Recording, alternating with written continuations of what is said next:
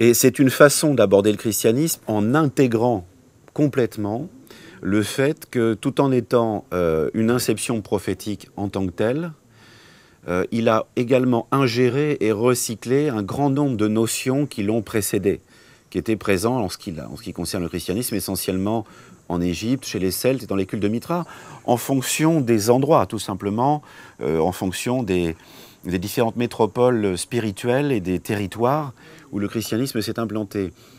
Et comme par extraordinaire, la pensée gnostique chrétienne a commencé à battre de l'aile et à disparaître à partir des grands conciles, notamment ceux de Nicée-Constantinople, le christianisme a commencé à ériger des dogmes très sévères et donc à créer des exclusions, à créer des divisions. Là où les gnostiques avaient avant tout en perspective, comme je le disais, d'intégrer les substrats spirituels qui étaient déjà présents sur le territoire et de le faire avec une relative humilité. C'est-à-dire de considérer, comme les Celtes l'ont fait avec les Culdés, que le substrat spirituel qui était présent chez les Celtes est au fond analogue à celui du christianisme, mais simplement emprunte un langage un petit peu différent. Bon, alors, ça a connu une atténuation due à des persécutions, à des excommunications, etc., à partir de Constantin et même un peu avant. Et par la suite, alors que la transmission finalement de cet esprit de gnose s'est fait de façon orale, ou s'est fait de façon souterraine au sein des monastères, ou entre quelques initiés on va dire de haut rang, le terme est un petit peu bizarre, il s'est réveillé de façon tout à fait ostentatoire à la fin du XIXe siècle. Mais pour définir ce qu'est la gnose, il n'y a rien de plus difficile, c'est de mettre finalement la foi dans la sanction, au sens vraiment mécaniste du terme, de l'intelligence et de l'expérience.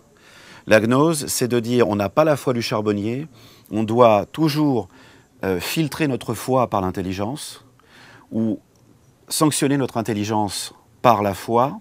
Et comment on le fait? On le fait par le ressenti. Et c'est pour ça qu'à mon sens, et c'est aussi l'esprit chaote qui est comme ça, la gnose, elle est dionysiaque. C'est avant tout, on apprend énormément de choses par les sens, on apprend énormément de choses par l'expérience de la vie. C'est aussi pour ça qu'actuellement, on demande, en général, chez les gnostiques, à ce que tout le monde soit complètement impliqué dans la vie. Il n'est pas question de faire de la séparation. Il n'y a pas d'érémitisme. Tout le monde doit avoir une vie familiale. Tout le monde doit avoir une vie professionnelle. Tout le monde doit avoir des activités normales pour être imprégné de la société et ressentir et vivre comme tout un chacun. Sauf que, je pense que, par une boutade, je dirais que le gnostique est capable de trouver la présence de Dieu dans un bon verre de vin.